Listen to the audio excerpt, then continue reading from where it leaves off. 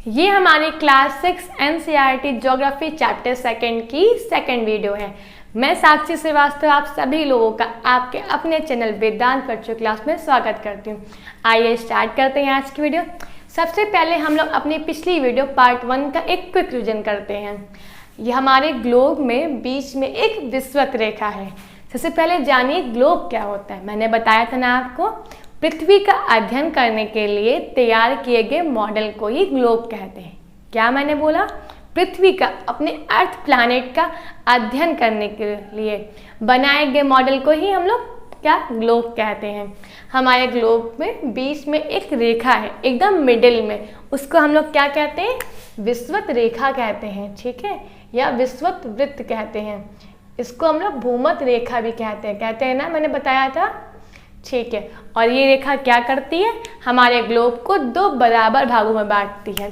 ऊपर वाले भाग को हम लोग क्या कहते हैं? उत्तरी गोलार्ध कहते हैं, और नीचे वाले भाग को हम लोग क्या कहते हैं? दक्षिणी गोलार्ध कहते हैं, ठीक है। और दोनों भाग आपस में बराबर है, एकदम बीच से विषुवत रेखा जाती है। ऊपर जो होता है उसको हम लोग क्या कहते हैं? नॉर्थ पोल, और नीचे वाले को साउथ पोल कहते हैं। आपने ग्लोब में एक सुई देखी है ना, जो सुई जिस बिंदु से होकर जाती है, ठीक, उसे ही हम लोग पोल्स कहते हैं। ऊपर वाले को नॉर्थ पोल और नीचे वाले को हम लोग साउथ पोल कहते हैं। ऐसी कोई भी सुई हमारे अर्थ प्लैनेट पे नहीं है, ठीक। ये भी एक मैन मेड ग्लोब में सुई बनाई गई है। हमारी जो प्लैनेट है वो कैसे पश्चिम से पूर्व दिशा में घूमता है, ऐसे ही हम लोग अपने ग्लोब को भी घुमा सकते हैं, ठीक है, जिसको हम लोग रोटेशन कहते हैं। हमारे ग्लोब में ऐसी बहुत सी काल्पनिक लाइन बनाई गई हैं, ठीक है। काल्पनिक इसलिए कह रहे हैं कि हमारे प्लैनेट अर्थ में ऐसी कोई भी लाइन नहीं है। हमारी विषुवत रेखा के ही समांतर, ठीक, बहुत सी लाइन बनाई गई हैं। एक एक डिग्री पे बहुत सी लाइन बनाई गई है, जिसको हम लोग क्या कहते हैं? अक्षांश कहते हैं, ठीक। ये उत्तरी गोलार्ध में बनाई गई है और दक्षिणी गोलार्ध में बनाई गई है। विषुवत रेखा के समांतर बनाई गई हैं एक एक डिग्री पे लाइन, जिसको हम लोग क्या कहते हैं? अक्षांश रेखाएं कहते हैं। जो उत्तरी गोलार्ध में रेखा है उसको हम लोग क्या कहते हैं? उत्तरी अक्षांश रेखा कहते हैं या वृत्त कहते हैं। और जो दक्षिणी गोलार्ध में उनको हम लोग कहते हैं दक्षिणी अक्षांश रेखा, ठीक। और मैंने एक शब्द यूज किया था कि ये विषुवत रेखा के समांतर है। अब समांतर रेखाएं क्या होती हैं? ऐसी दो रेखाएं, ठीक, ऐसी दो रेखाएं जिनको आगे जितना भी हम लोग बढ़ा दें, ठीक, और वो कभी भी आपस में ना मिले, उनको ही हम लोग समांतर रेखाएं कहते हैं। समांतर रेखाओं के बीच की दूरी हमेशा सेम रहती है, ना घटती है ना बढ़ती है, ठीक। मैंने क्या बताया? ऐसी दो रेखाएं जिनको आपस में, जिनको जितना भी बढ़ा दें वो आपस में कभी भी नहीं मिलती, उन्हीं को हम लोग समांतर रेखाएं कहते हैं।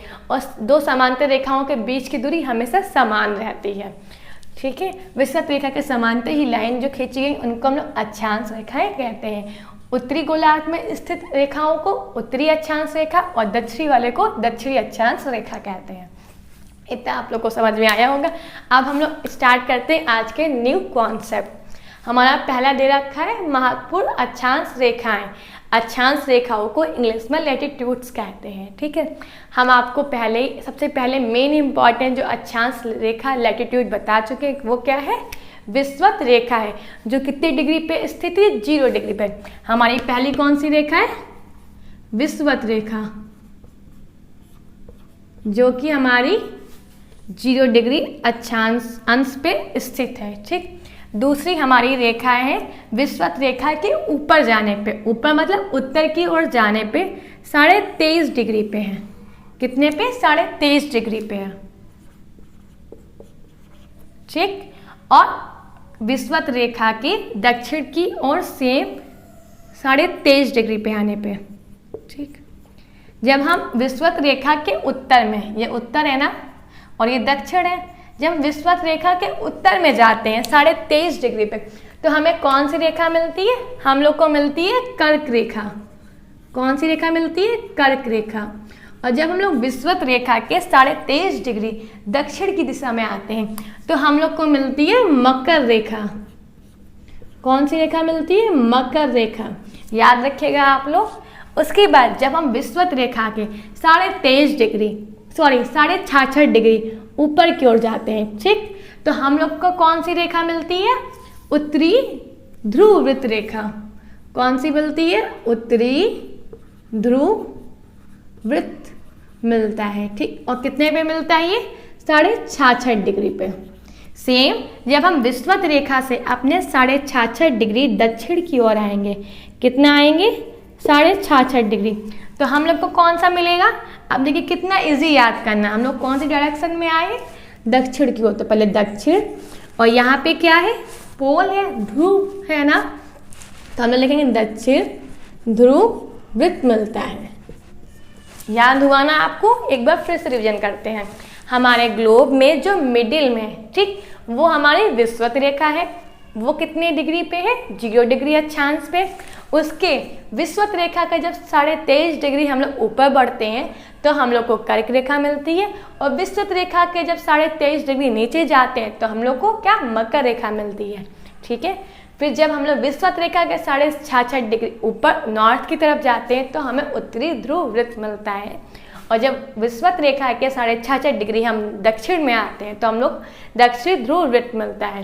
और ये हमारा क्या है? North pole and south pole. इतना आप लोग समझ में आया होगा ना? जी बिल्कुल। अब हम लोग अपने नेक्स्ट टॉपिक पे आते हैं। क्या दे रखा है? पृथ्वी के ताप कटिबंध, हीट जोन ऑफ अर्थ। अब ये ताप कटिबंध होता क्या है? ऐसे समझिएगा, जो हमारी अर्थ है, ठीक है, उस पर हमेशा जो तापमान है सन का वो एक जैसा नहीं आता है हर पोर्शन पे। मतलब कि ये समझिए, पहले तो हमारे सोलर सिस्टम में हीट व लाइट का केवल एक मेन सोर्स हमारा सन है। उसी सन से ही पूरे सोलर सिस्टम में सभी प्लैनेट एस्ट्रॉइड के पास क्या? हीट आती है। तो हमारा जो अर्थ प्लैनेट है उसमें भी हीट हमारे सन से आती है। अब जो सन है, सन से जो हीट आती है वो पूरी अर्थ प्लैनेट पर एक समान नहीं आती है। कहीं पे ज़्यादा आती है, कहीं कम आती है, कहीं बहुत ही कम मात्रा में आती है। उसी के अकॉर्डिंग हमारी अर्थ को 3 कटिबंध में बांटा गया है। कितने? 3 कटिबंध में बांटा गया है। पहला जो कटिबंध है उसका नाम है उष्ण कटिबंध, जिसको इंग्लिश में टॉरिड जोन कहते हैं।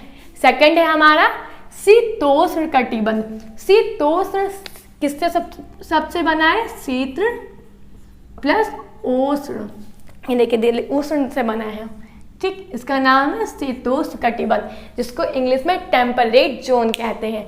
थर्ड है हमारा क्या? शीत कटिबंध, जिसको हम लोग क्या कहते हैं? फ्रिजिड जोन कहते हैं। अब थोड़ा नाम से स्पष्ट हो रहा होगा, उष्ण मतलब बहुत ज़्यादा गर्मी, जहाँ पे सूर्य की जो हीट है बहुत ज़्यादा आती है। सिंपल है, गर्मी कहाँ ज़्यादा होगी? जहाँ सूर्य का प्रकाश, सूर्य की लाइट, सूर्य की हीट बहुत ज़्यादा आ रही, वहीं पर ज़्यादा गर्मी होगी ना। जिन जोन में सन का हीट बहुत ज़्यादा आती है उनको किसमें? टॉरिड जोन में डाला गया है, ठीक। और जहाँ पे जो सन की हीट है वो नॉर्मल आती, सामान्य आती है, उसको शीतोष्ण में डाला गया है। और जहाँ बिल्कुल भी नहीं, ना के बराबर आती, उसको हम लोग ने शीत कटिबंध में डाला है, ठीक है। अब आइए हम लोग एक फिगर से समझते हैं। अब देखिएगा, देखिए मैंने एक टॉर्च का फिगर बनाया है और ये हमारा ग्लोब है। आप जब इस टॉर्च से इस ग्लोब पे लाइट डालेंगे तो सबसे ज़्यादा लाइट हमें कहाँ मिलेगी? बताइएगा। सबसे ज़्यादा हमको लाइट इन्हीं एरिया पे मिलेगी ना, सबसे ज़्यादा ये लाइट इस पे मिलेगी ना, इन एरिया पे, ठीक। उसके बाद कहाँ मिलेगी हमको? इस पे मिलेगी। और सबसे कम या फिर ना के बराबर आप बताइए आपको कहाँ लाइट मिलेगी? इन पोल्स पे देखिएगा, जो कि ना के बराबर हम लोग को लाइट मिलेगी ना जी। अब ऐसे समझिएगा, जिन पोर्शन पे लाइट सबसे ज़्यादा, हीट सबसे ज़्यादा आती है, इस टॉर्च को आप सन समझिएगा, ठीक। ये हमारा सन है, मैंने समझाने के लिए यहाँ पे टॉर्च बनाई थी कि आपको समझा सकूँ। ये हमारा सन है, जहाँ हमारे सन से हीट सबसे ज़्यादा जहाँ पे आती है वही हमारे टॉरिड जोन के अंदर आते हैं। और हमारे अर्थ में सबसे ज़्यादा जो हीट आती है वो विषुवत रेखा पे आती है। और उष्ण टॉरिड जोन में कौन कौन शामिल है? कर्क रेखा से लेके मकर रेखा तक। मैं इसको देखिए लाइन बनाई दे रही हूँ, टॉरिड जोन हमारा कौन सा है। ये हमारा क्या है, टॉरिड जोन है। कर्क रेखा से मकर रेखा तक 23.5 डिग्री कर्क रेखा से मकर रेखा तक का जो जोन है उसको हम लोग टॉरिड जोन या उष्ण कटिबंध कहते हैं। ठीक, यहाँ पे सबसे ज़्यादा सन की हीट आती है, जिससे ये जो पोर्शन है, ये जोन बहुत ज़्यादा गर्म रहता है। और इसके बारे में दे रखा है, कर्क रेखा एवं मकर रेखा के बीच कहाँ स्थित है, ये याद रखिएगा, टॉरिड जोन कर्क रेखा और मकर रेखा के बीच में स्थित है। और उसमें जितने भी अक्षांश स्थित हैं, अक्षांश हैं, अक्षांश रेखाएं जितनी भी हैं, उन सभी रेखा के बीच सभी अक्षांशों पर सूर्य वर्ष में एक बार, जितनी भी अक्षांश रेखा है उनमें से सभी अक्षांशों में वर्ष में एक बार सूर्य क्या होता है, सर के ऊपर होता है। यानी यहाँ पे बहुत भयंकर गर्मी पड़ती है। ठीक है, जो ऐसे एरिया होते हैं जहाँ पे सूर्य का प्रकाश बहुत ज़्यादा पड़ता है, यहाँ पे बहुत भयंकर गर्मी पड़ती है। ठीक है, सेकंड है हमारा टेम्परेट जोन। ठीक, जैसे नाम से स्पष्ट है, ना बहुत ज़्यादा ठंडी ना बहुत ज़्यादा गर्मी, एक नॉर्मल टेम्परेचर यहाँ पे रहता है। ये जो है जोन वो कहाँ पे स्थित है, अब आप देखिएगा, जहाँ मैं डॉटेड कर रही हूँ, कर्क रेखा से लेके उत्तर ध्रुव वृत्त, क्योंकि यहाँ पे देखिए नॉर्मल टेम्परेचर आएगा, नॉर्मल हीट आएगी। और मकर रेखा से लेके दक्षिण ध्रुव वृत्त का जो एरिया होता है इसको टेम्परेट जोन में कहते हैं हम लोग। क्या कहते हैं, शीतोष्ण कटिबंध कहते हैं। कर्क रेखा से उत्तर ध्रुव तक और मकर रेखा से दक्षिण ध्रुव रेखा तक के जो एरिया है, जोन है, उसको हम लोग क्या कहते हैं, टेम्परेट या शीतोष्ण कटिबंध कहते हैं। यहाँ जो सूर्य की किरणें होती हैं वो तिरछी पड़ रही है ना, देखिए तिरछी पड़ रही है ना, तो ऐसे ही एरिया को हम लोग शीतोष्ण कटिबंध कहते हैं। यहाँ का टेम्परेचर नॉर्मल रहता है, ना बहुत गर्मी ना बहुत ठंडी। थर्ड है हमारा शीत कटिबंध। ठीक, शीत कटिबंध में देखिएगा ये हमारा एरिया आता है, जिसको मैं लहराक की लाइन बना रही हूँ, वो हमारा शीत में आता है। बस इस फिगर में देखिएगा हमारा ये सन है। ठीक, सबसे ज़्यादा जो सन की लाइट या हीट यहाँ पे आएगा। ठीक, अगर उसके बाद यहाँ पे, और सबसे कम जो आएगा वो हमारे पोल्स के पास आएगा। ठीक, ये ऐसे एरिया होते हैं जहाँ पे सन का हीट बहुत कम या ना के बराबर पहुँचता है। यहाँ पे हमेशा बर्फ़ जमी रहती है, यहाँ पे बहुत ज़्यादा टेम्परेचर लो रहता है। ठीक है, हमने दे रखा है उत्तरी गोलार्ध में उत्तर ध्रुव एवं उत्तरी ध्रुव, ये कहाँ पाए जाते हैं, उत्तरी गोलार्ध में उत्तर ध्रुव वृत्त और उत्तरी ध्रुव, और दक्षिण गोलार्ध में दक्षिण ध्रुव वृत्त एवं दक्षिण ध्रुव। यहाँ पे मैं वृत्त लिखना भूल गई हूँ। ठीक, ये पाए जाते हैं और इसमें सूर्य की किरणें ना के बराबर पड़ती और तापमान बहुत ही अधिक रहता है। ठीक है, एक बार मैं फिर से इसको समझाती हूँ आपको।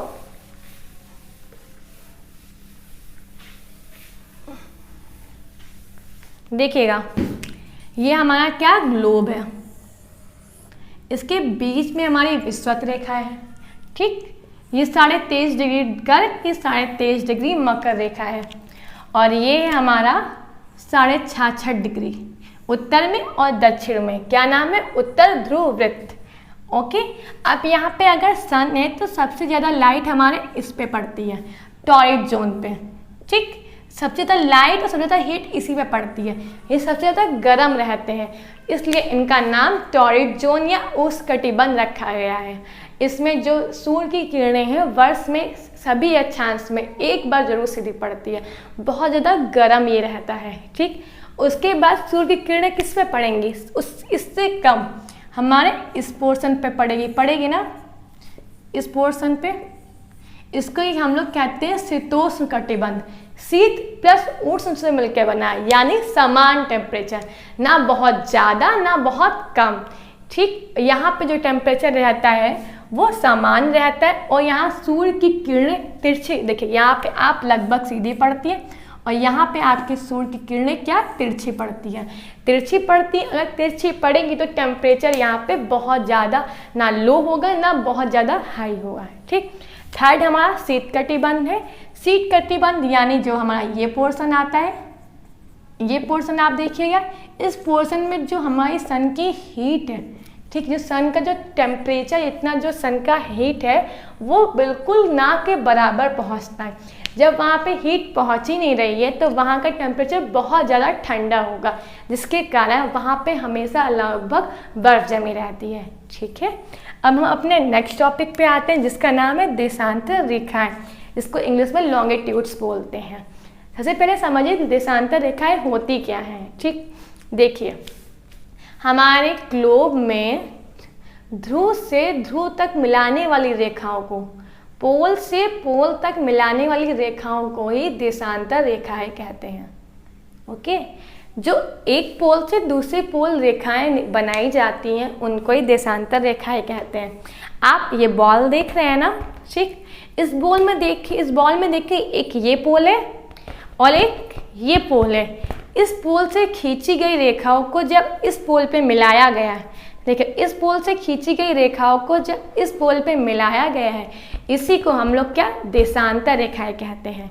ओके, हमारे पूरे ग्लोब पे ऐसी एक एक डिग्री एक एक अंश पे रेखाएं खींची गई हैं। ठीक है, इसी को हम लोग देशांतर रेखाएं कहते हैं। अब देशांतर रेखाओं की हम लोग को ज़रूरत क्यों पड़ती है, सबसे पहले हम लोग ये समझते हैं देशांतर रेखाओं की हम लोग को ज़रूरत क्यों पड़ती है।